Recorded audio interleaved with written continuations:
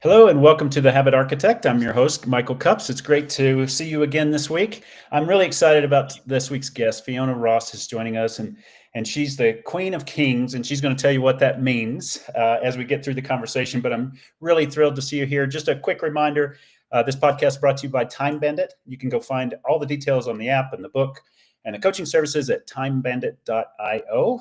Let's get on to Fiona and talk about this discussion. I'm looking forward to it today, Fiona. Great to see you again. Welcome. Thank you, Michael. And it's such a pleasure to be here and to have this conversation with you.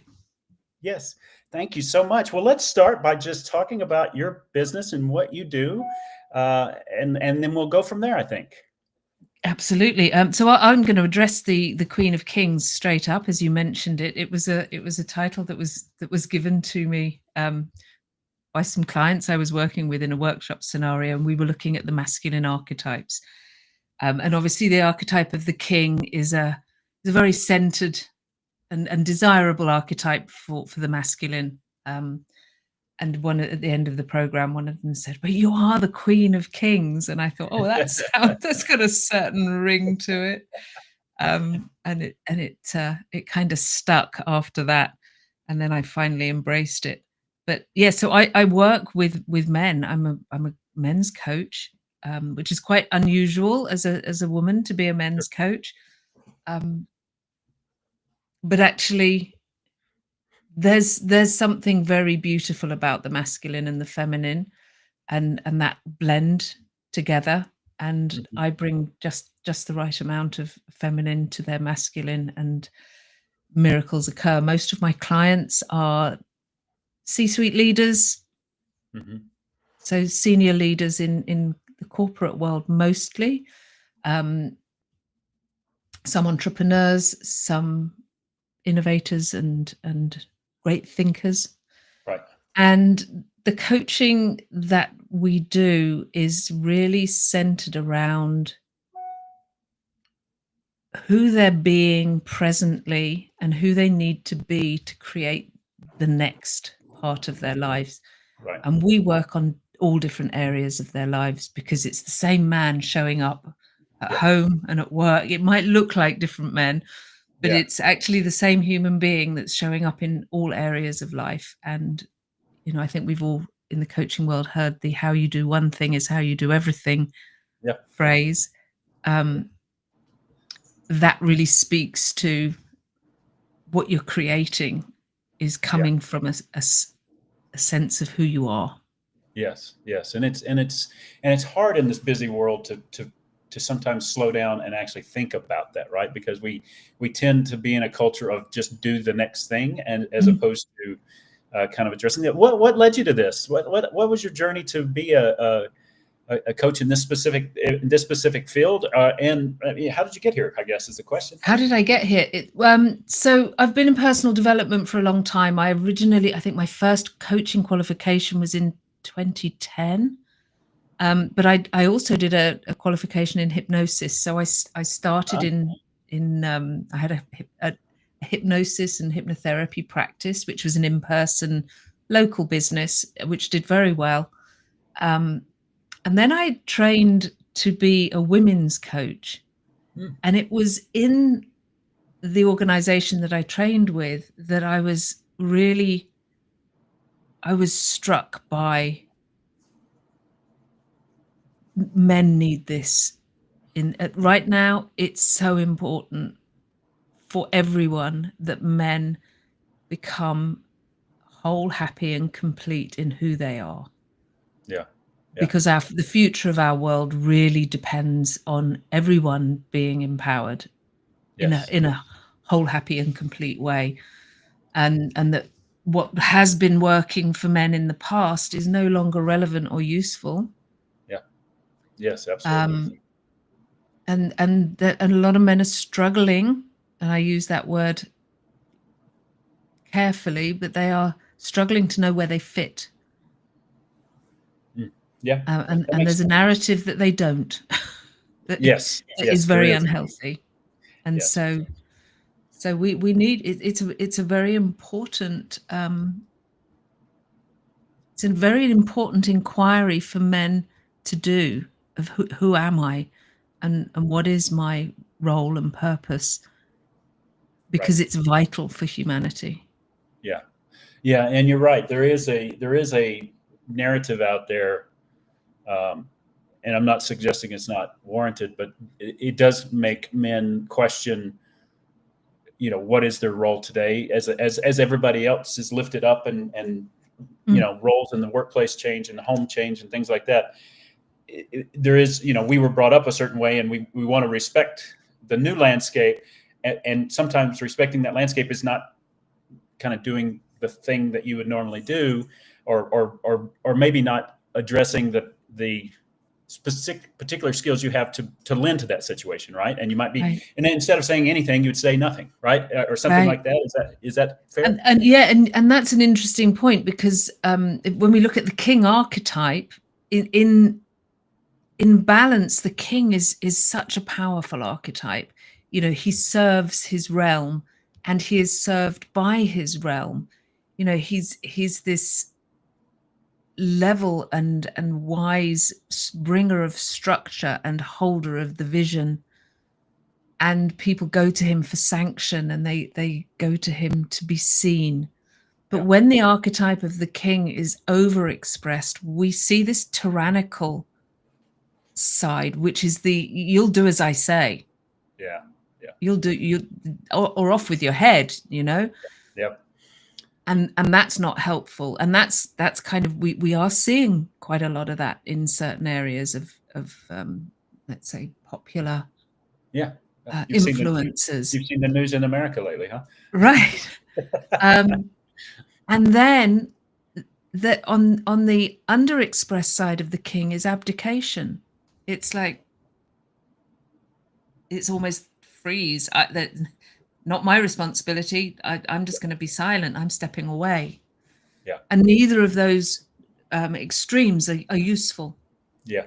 Yeah. So we really, bringing men to the example I like to use is, and you'll remember Windows XP from, I I will. don't know, 2001 or something, long Yeah. time ago. But when it came out, it was brilliant. It served the purpose for the time brilliantly. We were all like, wow, this is amazing. Yeah. But if you and I were running Windows XP now, this wouldn't, I don't think the platform would even function. Right. And if it did, it would be very, very clunky. Yes. So we've got generations of men that are brought up on Windows XP programming that isn't fit for purpose today. Yeah, that's a great analogy. I love that, the operating system of today that changed. So let's take the very good example of what is it that you see in the successful men that are doing the things that you would deem successful. What are their habits, or their what are they doing differently or consistently that makes them who they are?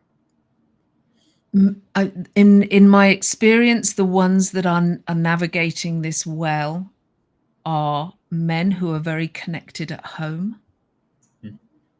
They have good relationships at home.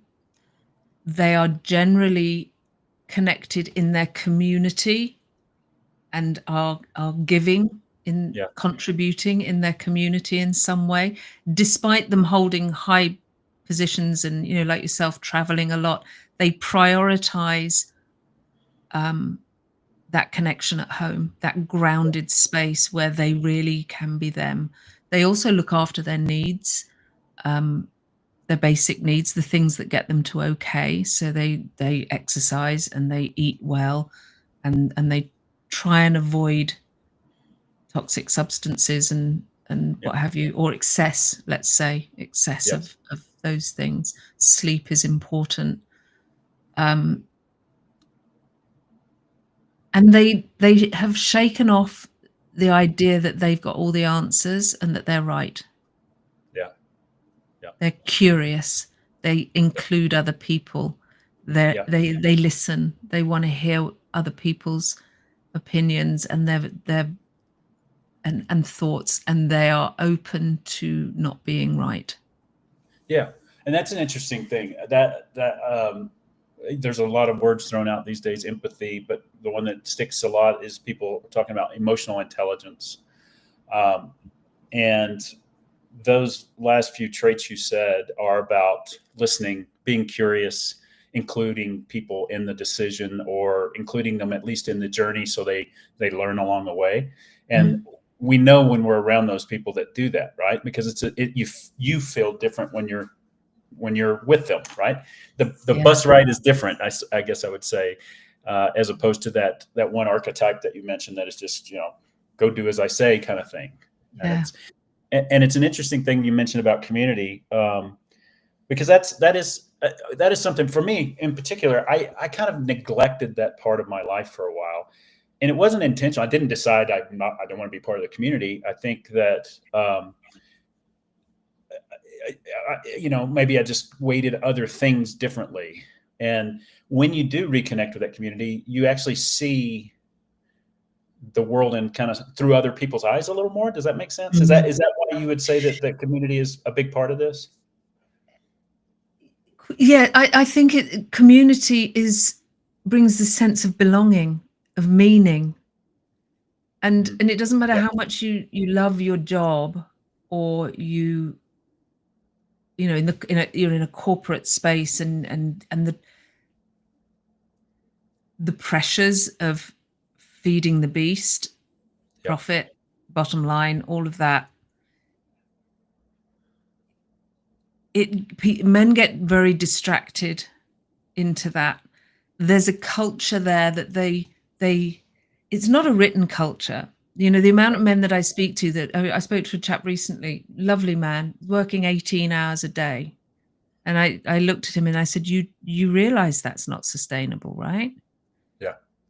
But he can't see a way out, because there's an unwritten rule that that's what you do to succeed. If you want to get anywhere, you've got to put in the hours. And people are believing these unspoken rules of the corporate world. Yeah. And leadership is actually stepping into your power and putting in what works for you. Yeah. That's great. And I think that leads into my kind of next question is, and we don't have to talk about that particular individual, but maybe it's a good example. You're working with a gentleman that was working 18 hours a day. You knew it wasn't sustainable. He is learning that it's not sustainable. So how would you go about addressing? How do you break that cycle? How do you change the mindset to view it differently, I suppose? And it's interesting you use the word mindset. Mindset's another one of the catchphrases that are bandied about. Yeah. And what I've discovered in the last couple of years through the work of the ultimate coach, Steve Hardison, and people that have coached with him, is that it's really less about what you're doing and all about who you're being. So the first thing we have to look at is kind of what's the system they're currently running. What are the states of being that a state of being is something that generally begins with I am. Mm-hmm. I am overworking. I am overworked. I am struggling. I am. And these ways of being will precede the actions. They will precede the thoughts, precede the actions, and influence them. Yeah. So it's very easy to say to somebody, well, just think differently, just change your mindset. Right. But, if that was possible, none of those books would be written.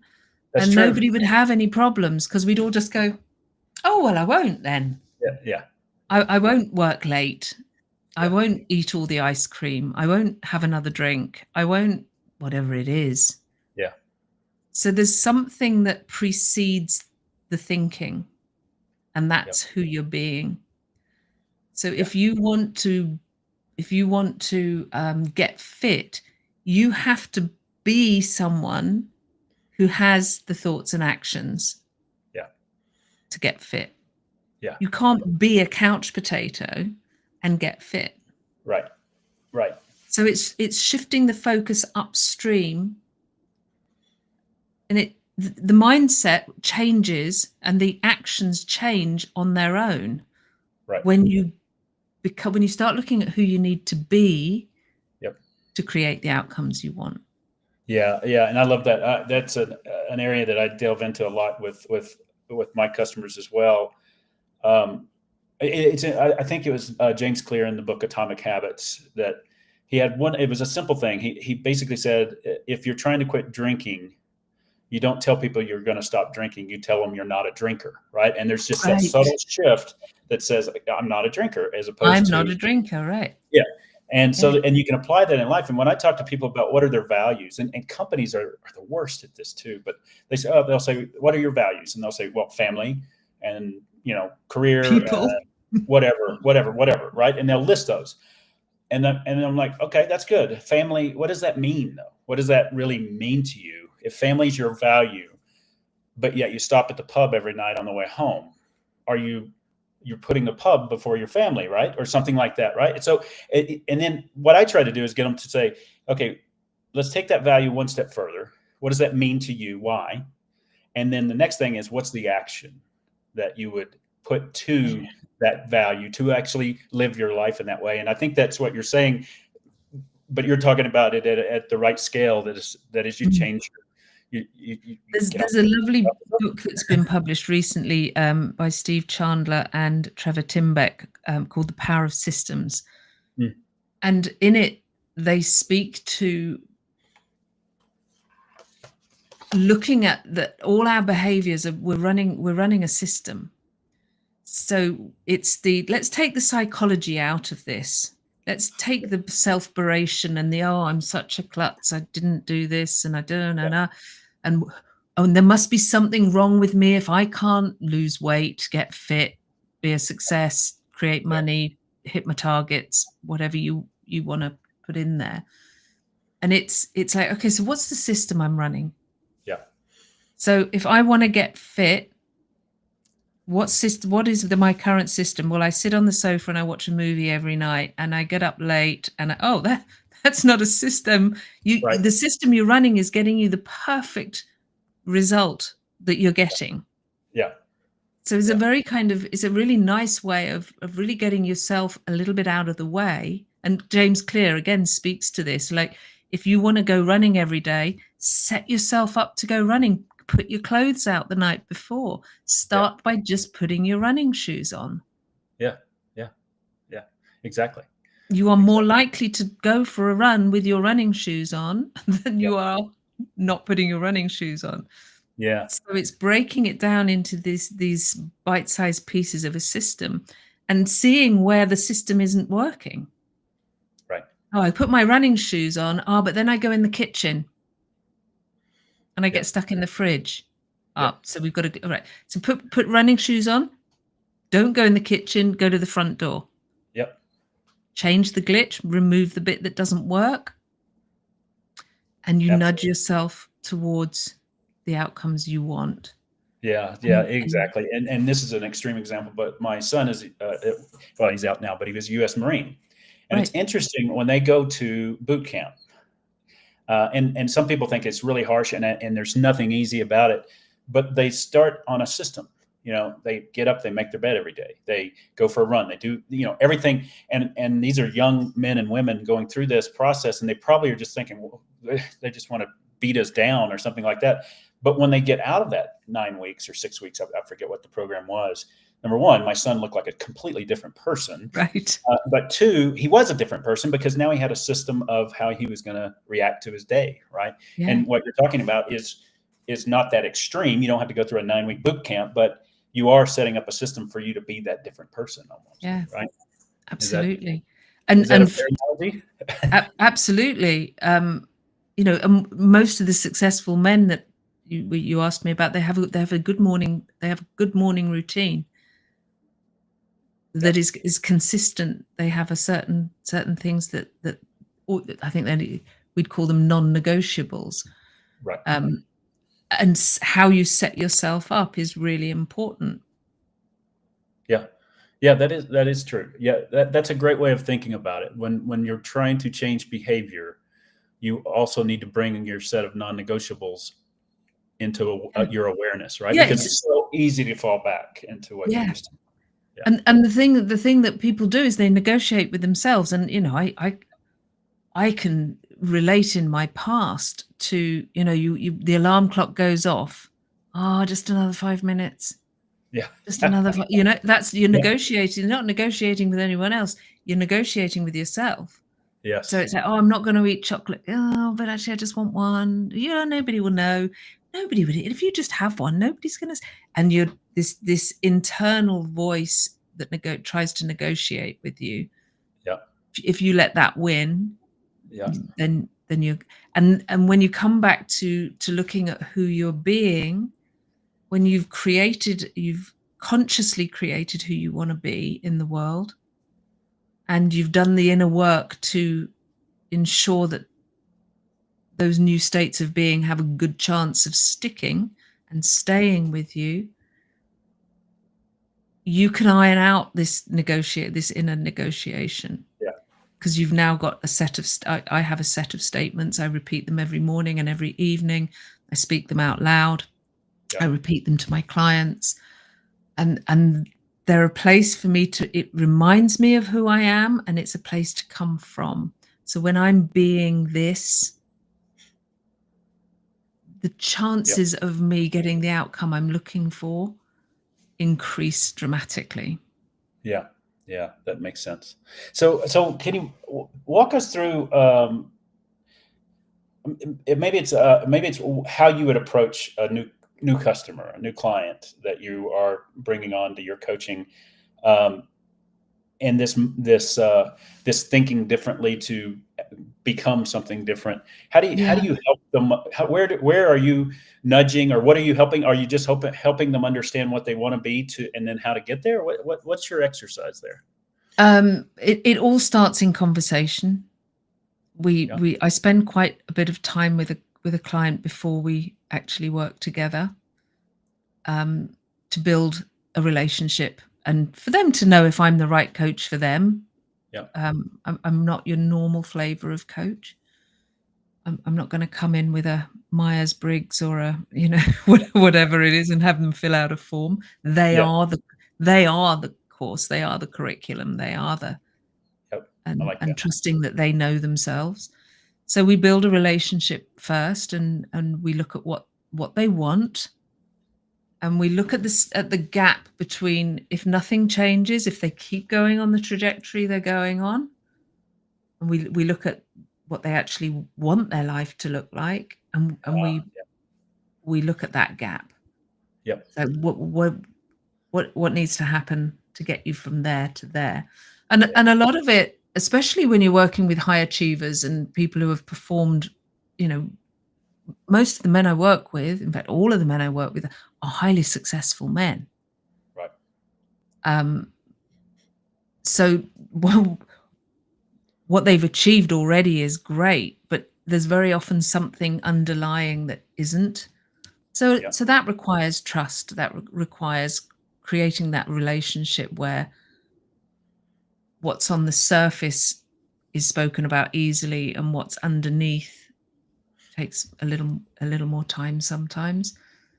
Um, and then we get to work on the inner work. We get to work on, who are they being? Yeah. And it's great. All the stuff that's great, all the states of being that have got you where you've got to in a good way, and are useful. We don't need to. We keep those. We don't even need to really look at those. What we want Yep. to look at is the ones that aren't useful, the things that Yep. are moving you away from what you want. Who are you Yeah. being at home? If you want, Yep. if one of the structures that for success is a strong and happy home, if you're Yep. in argument with your wife or spouse every day, who are you being there? Yeah. Yeah. And Yeah. it might be that we work in the relationship. Right. Yeah. Well, and you said something. I'm combining it with, you said a lot of the men you work with are highly successful. Right. When you Mm, begin to work with them, they've achieved some level of success in their life, and I know many of those men. I may have been one of those men that success came at a cost, but maybe it didn't have to, but it did, because that's how, I mean, quite honestly, when you're a young man, at least in the US, I can't speak to anywhere else, but I mean, you're taught you need to go conquer. You need to go conquer that, and they get you through school, and then you're off to go conquer. And there really wasn't much lessons in the way of saying, okay, but you also, part of your conquering also means you have a healthy family and you have a healthy, community. And yeah, but that's not really what we were told to do, right? So do you see that it's really that? And I don't really like the word balance for No, work life balance and stuff harmony. like I that. prefer harmony, but Yeah. And so is that where you see it, that they are at a level of success, but they either left something behind or they want to do something better than they are today? yeah. So there's often they've often reached a plateau of kind of like, well, is this all there is? I'm Yeah. 45 years old, and I've kind of, is this it for the next 20 years? Or they Yeah. start searching for more meaningful, or they've hit a glass ceiling, Yep. and they just kind of keep bumping their heads on the glass ceiling. Yeah. Or they're heading for some sort of chaos or crash because of behaviors they don't talk about, Yeah. that nobody would ever know. Yep. Having affairs, or Right. whatever it is, Yeah. Yeah. the secrets they don't speak about.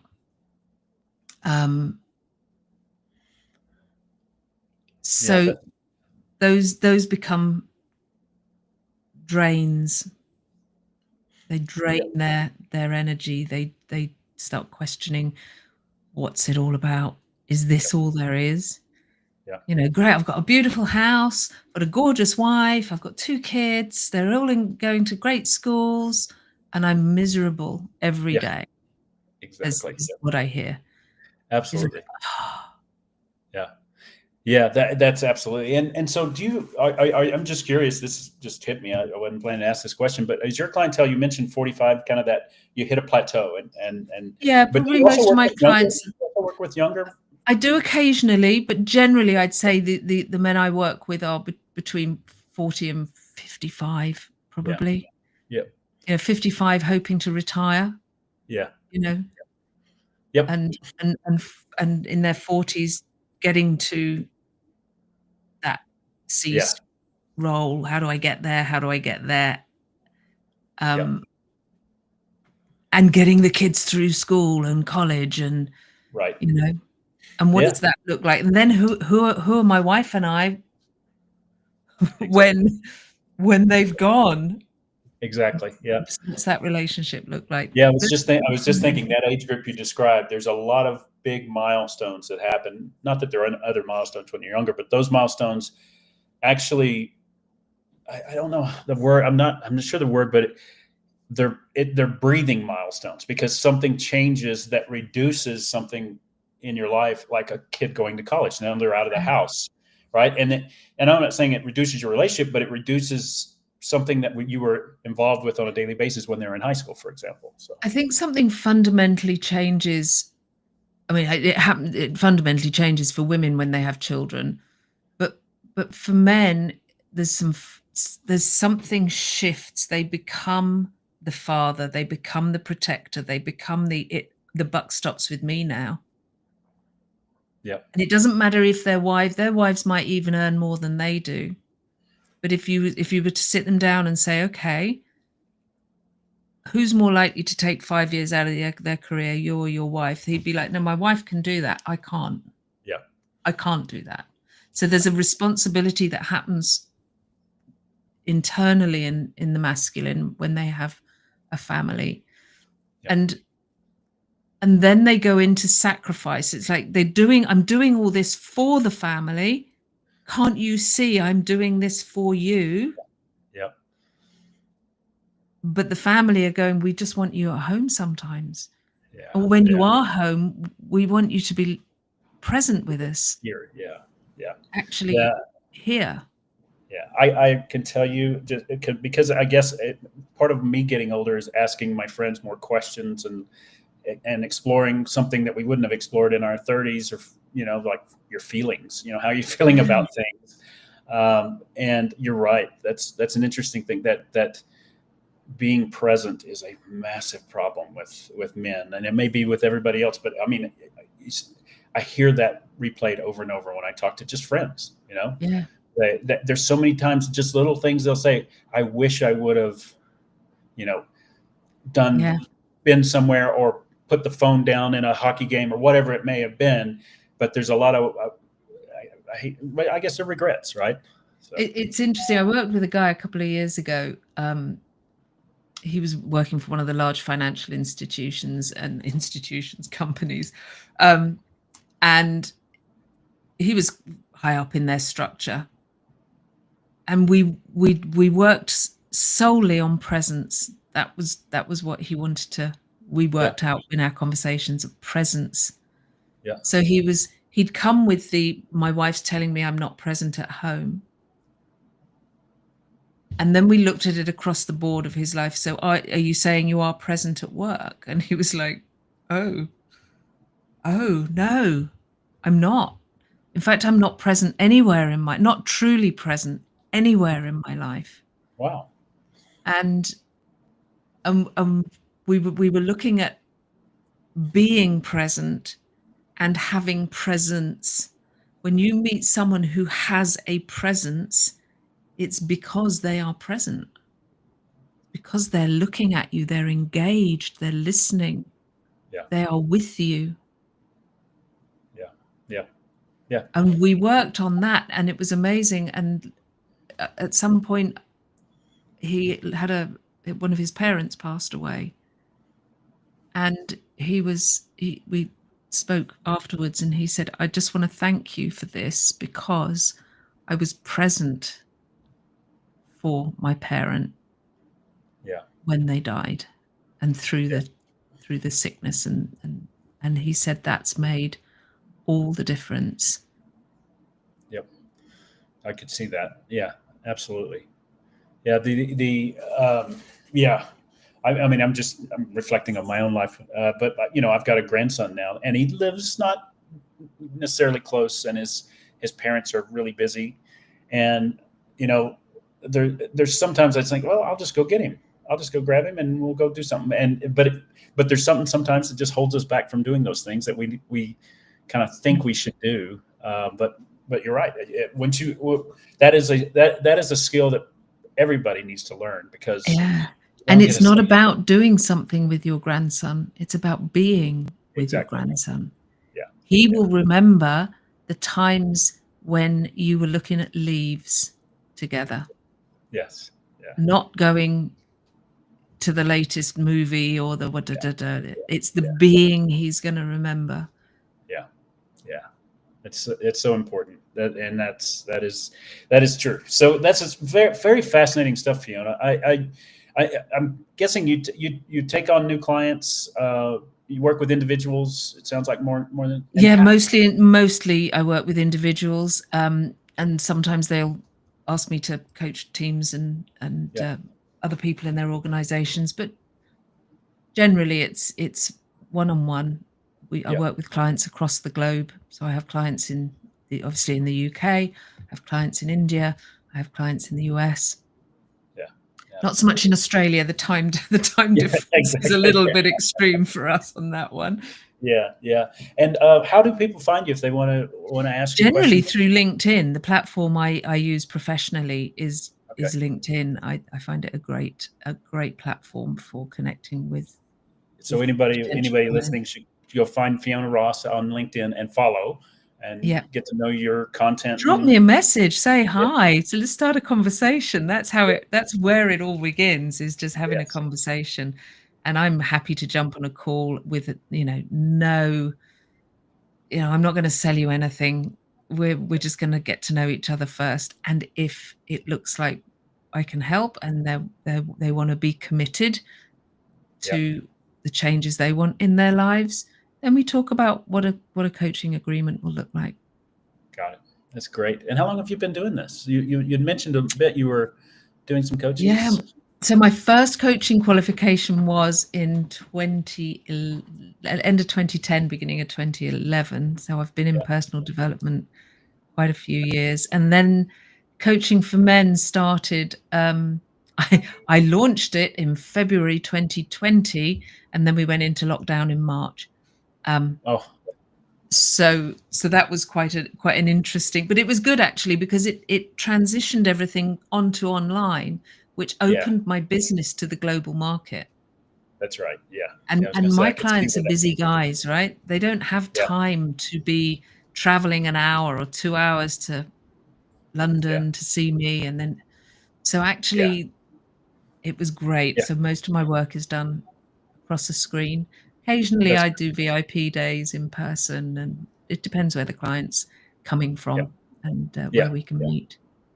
Well, what a fantastic business and fantastic service you're doing for individuals out there. Thank you so much for that, and also thank you so much for joining us on the Habit Architect. There's some great lessons in here, and we'll be sure and highlight those on. We send out a newsletter after each podcast episode, and Hatham does a great job of capturing those and sharing them. And then I would encourage anybody to reach out to Fiona directly. She invited you to find her on LinkedIn and message her, Yes. and it's certainly worth a conversation, because it's so important what you're teaching people, I think. So Yeah. excellent. And Thank it you so and much for it's having me. You're really welcome. You're really welcome. Thank you, Michael. Is there any you're going to say something? I didn't mean to cut you off. No, I was just going to say, don't be silent. So many men struggle in silence. Oh yeah, They yes they do. just they think they've got to fix it themselves, Yes, and yes. they don't. Yeah, you wouldn't it be interesting if everyone you met and you said, "How's your day going?" Everybody immediately says, "Great," and they don't even think about it, right? But what if they thought about that answer? It'd be interesting to see what would happen, because Yeah, we've been just trained to say, "Great, it's a good day, thank you," yeah, and off into the business. But yeah, yeah. yeah, that's interesting. Yeah, And very good. the any concept of shame or weakness in the masculine is just like kryptonite. Isn't it? Yeah, yeah, So they would rather hang on to their thinking that, oh, I can fix this. I can, if I just hang on a bit longer, if I just work a bit harder, if I just wait, if I don't mention it, if I don't look, yeah, and then yep, crisis yep. looms and destroys everything they've worked so hard to achieve. Yeah, that's one of my favorite sayings that I've heard. And I don't know who even said it first, but shame thrives in silence and dies when spoken. And I just think that Mm, so many people do just sit there and just let it eat at them, and they just don't talk about whatever it is that's bothering them. So yeah, yeah, yeah. Fiona, great to see you. I hope to see you again soon and talk to you. I Love hope what so you're doing. too. Thank Please you. share that goodness out there with all the men that need it. Thank you so much for joining us again. It's a pleasure. And for everybody watching, please do go to your favorite podcast channel and follow or subscribe, whatever their mechanism is. We really appreciate it. It helps us as well in making sure that we're driving the right content. It helps us just do more. So we are on YouTube, of course, where you can subscribe to the channel. We're also on LinkedIn, mostly, as that is our primary channel. But you can also find us on Spotify, Apple, and all the other platforms. So do follow us and subscribe. We really appreciate you doing that. So for everybody else, have a great day. Have a wonderful day. And Fiona, thank you very much again.